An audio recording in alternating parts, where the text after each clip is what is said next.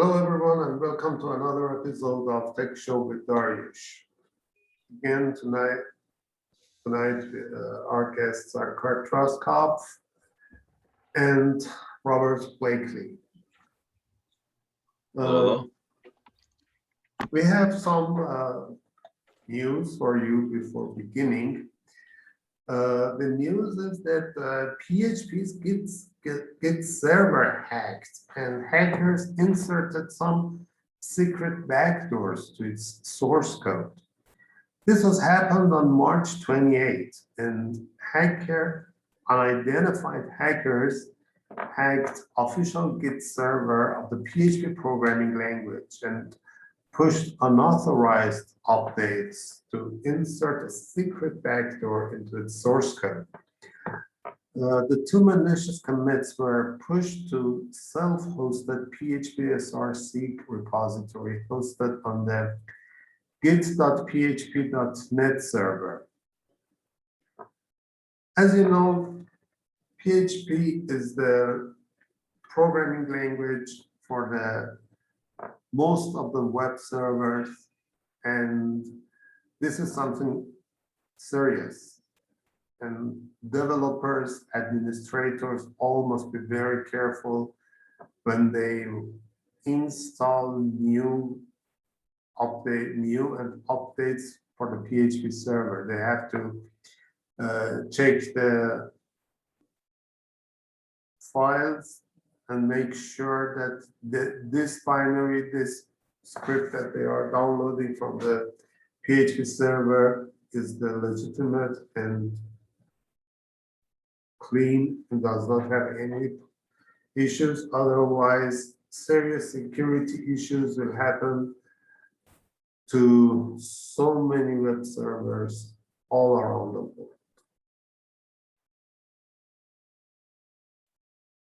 As I mentioned last week, there is a direct relation between the cybersecurity and the business and marketing and sales. If you don't have a safe and secure server, you cannot get any sales. And the same applies to the physical stores. When you have a supermarket, and even if you have a small store, you try to keep your property and your assets safe and secure. The same will apply to the internet. Unfortunately, so many people ignore it. And they think, no, I don't have anything important. I don't have anything valuable. I don't know. Those who think like that, definitely visitors and people that are going to visit their website does not have any value for them. So why do they create a website? Why should I waste my time going to a website that its owner believes I am not a valuable asset for them? Why should I pay for such kind of websites? And apart from this part of the security and the business, there are other types of people that in so many cases, businesses ignore them. Knowingly or unknowingly, most of the disabled people are ignored. When they create a website, they ignore that their website to be ADA compliant, WCAG to be compliant.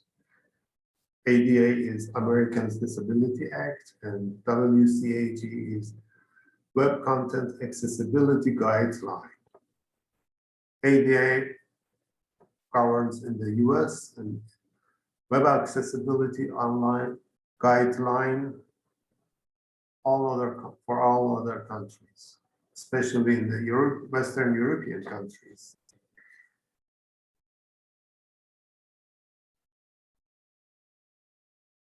Some people believe that disabled people are those who cannot do anything, are on the bed, they cannot move.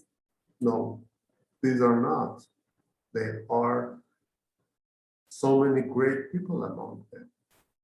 And also, there are so many people who have dedicated their life, their time, their energy to this community and trying to show them to the world that these people matter. These are our brothers and sisters. They can be our neighbors. There are so many people that are considered as disabled. You may not, and you may know them, and you do not know that these people are considered as disabled. Purple Bees, it's a couple of years that Purple Bees is cooperating with the disability community, providing them whatever they ask, they need. And one of the people that has dedicated his life, he and his wife, but I know them for a long time, is my friend Kurt Troskopf. And Kurt is a member of the Purple Bees in so many disability communities. Is our special guest today to talk about them on behalf of the Disability Channel and introduces to us what he is doing. And I give the microphone to the Kurt and go on, Kurt. All right, thank you, Daryoush, and thank you everybody out there watching and listening. I can just share real quick as far as the Disability Channel. I found the Disability Channel a year ago, and I found it to be a television enterprise that is started by Jay Stoyan. And Jay Stoyan had a show following Friends on Fox. So he comes from this acumen of working with a major broadcast network. And so the Disability Channel is a story of him veering away from, the mainstream media and creating something as the Disability Channel, building its success through social media, and then now reconverging into mainstream media to be on all television sets and cable TV stations, so on and so forth, on the closed circuit TV with hotels and such like that. And I found it of great importance in having started in radio 4.5 years ago with our Ability MKE Now show, and doing the radio show for a couple of years. I knew I wanted to include TV, and with my work, I talk about a term, the falsely claimed mainstream. So I coined that term, the falsely claimed mainstream, to send a message that when you look at mainstream culture being presented to families and on an intergenerational level and to the entire population, to have programs that have a chance to reflect what is going on through all parts of society and community, in large part that's not happening. There's been a lot of progress over the decades, so we have to acknowledge that it is there. And every show or everything that is there to represent minority groups and so forth is a huge victory. But at the same time, if you look at making it proportional, we have disproportionate representation. So it's basically, we've accomplished a lot, but there's a long ways to go. And the story for me comes out of sport, the sport of water skiing. And so 7 years ago, about the time that Jay was working on his divergence from um, the major mass media company, I was working on the sport of water skiing in my state, the state of Wisconsin, to reach a whole new level, in people with disabilities having access to this sport that I love. And so that too is where there had been good access. There were 5 communities, 8 years ago and so forth. That my water skiing with people with disabilities has been going for a few decades now, and it's through a local agency that serves people with disabilities. And so the insight for me, the introspection that I took on was to say, okay, we serve that one agency. What about the other groups that serve people with disabilities? And what about getting beyond just one day a year? Because that was the routine, for decades. It's the one Saturday in the year, and I thought about how I get to ski through 2 or 3 days a week, with this club, in a community club 2 or 3 days a week. But yet my counterparts with disabilities were lucky if they could ski the once a year, and that's if they're with that group. So basically, I had the opportunity to partner with a gentleman in the community who went out around the state to demonstrate what he does on a sit ski, and that caught on. We attracted 20 people at first, and we did an event that we'd call a train the trainer event. Got it to over 100 people involved in this, this project. And then our Wisconsin Water Ski Federation has membership of thousands. So we went from hundreds to thousands, which was a ginormous leap. It's a story more than sextupling the access to the sport of water skiing in 6 years. And so I thought about how that process worked in the sport, and thought, well, it should be able to work for all sports. We did an event a handful of years ago called the Adaptive Sports and Rec Expo, which had over 60 partners, 50 disciplines of sports and rec. And so that became a thing. And so I imagine there's probably 100 applications out there, but with this event, we had 60 culminating allies. And so from there, it kept me going, thinking of all parts of life. So it got me thinking of faith life, service life, lifelong learning, my politics, and what we do in business. So I guess for me, that's the way to sum up the story. It's everybody lives, the Inclusion to Life campaign, lifestyle development by, with, and for people with disabilities. And it's a story of how 7 years ago I woke up and created this devotion that I was going to practice what I was taught is called reverse inclusion. And so I made a commitment to reverse inclusion, which means think about how what we do works for people with disabilities first. And then once you got it working great for the disability community, 1 in 4 people identify as having a disability. It's the world's largest minority group. And so that becomes the practice, reverse inclusion, make that work first, and then see how great you can also make it work for 100% of people. So that's basically what I do each and every day. That's what charges me up every morning and gives me comfort every night, to think of this notion of building a better world for everybody. So what do you think of that, Daryoush? Thank you, Kurt. You're welcome. Thanks for the time. We have a series of talks about the sales and psychology of sales, which are provided by my old friend Robert Blakely, known as the Blakester. Let's see what Robert has to talk to us about this tonight.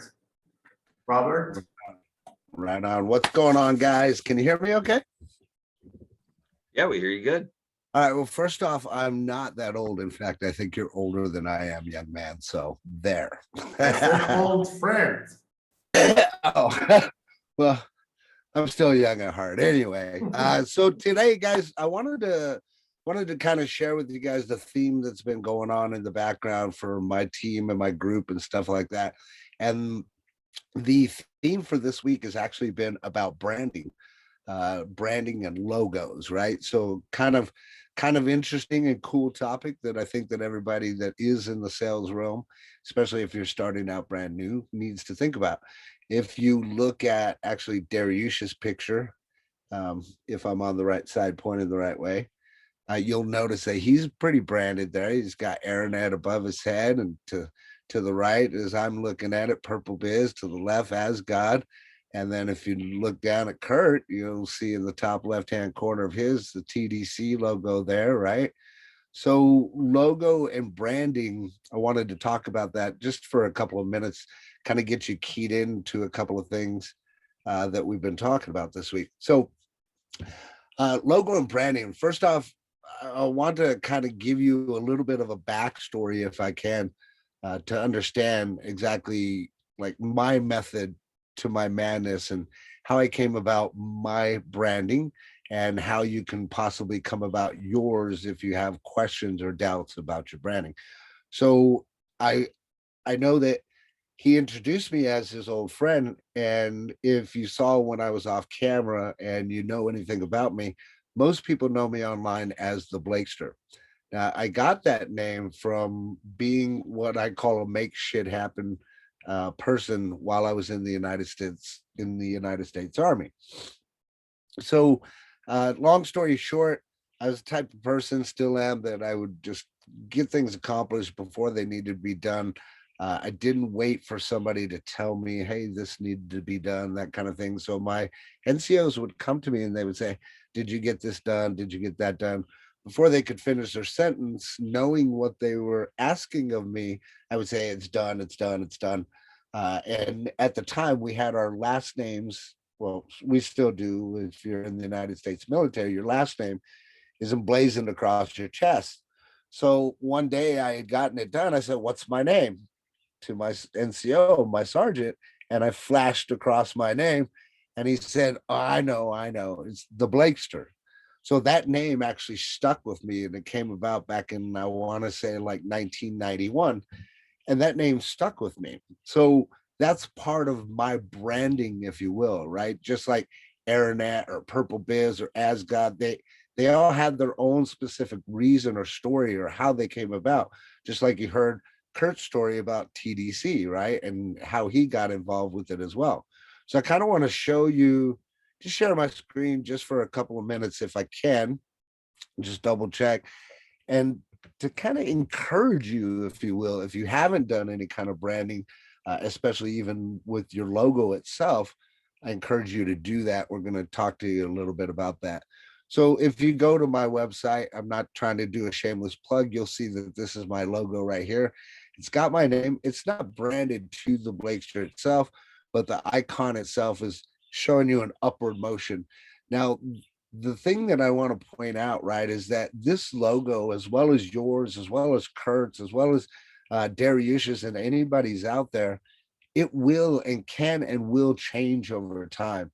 So if you're worried about getting started because you don't know what logo you have or how you're going to create it or anything like that, I want to kind of ease your pain, if you will, and let you know that just get started. That's the big key that we've been focusing on this week, especially when it comes to branding and or your logo. So if you're doing personal branding for yourself, what is a nickname, maybe somebody that they call you that's not bad, that's influential, or something to do with what it is that you're actually involved in, right? To give you an example, one of my students came to me and he explained to me, he said, well, this is what I want to do. I said, explain to me a little bit more about what your actual mission, what your goal is. He said, well, my overall goal and mission is to help new people kind of find their direction, online. He said that he's not, necessarily an expert, which obviously he's not. And I always tell people, don't pretend that you're the expert, right? So long story short, we started talking a little bit. He told me what his goal was. I get the message from the universe and I tell him, what about the direction finder? Right? Just brilliant, genius. This is what he comes back. He says, genius. I'm like, technically, I'm 1 point away from genius, but we won't go there. Anywho, think about what it is like that you do. What is your mission? How can you incorporate your logo or your branding into that? If people know me as the Blakester, right, they know me as a person that deals with sales psychology. So if you go to my website, you're going to see, hey, sales psychology, right? But I want to kind of show you guys something that we talked about earlier this week. And again, just point out that your logo can and will change over time, guys. But the important step is to get started. So let's take a look at Microsoft back in 1975. Look how ugly, if you're a graphic artist guy like me, how ugly that actual logo is, right? It's nothing fancy, guys. And back then in 75, right? Daryoush can probably explain this too, even better. We didn't have a lot of options when it came to fonts and graphics and all that other stuff way back when, right? But as you see throughout progression and time, they ended up changing it to what it is now.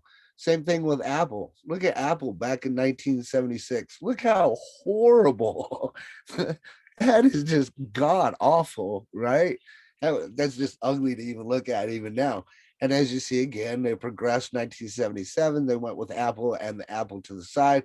By 84, everybody figured out that we didn't need the word Apple when there was an actual picture of an apple, right? And then now from 88 on, it is what it is now, right? Same thing with Baskin Robbins. Here's 1947. Here's 2006. I don't want to take too much time, but I just want to show you guys, right? 1890. I actually like this one. I like the old school logo, but here's where they were since 1967. Toyota, I found this to be kind of neat.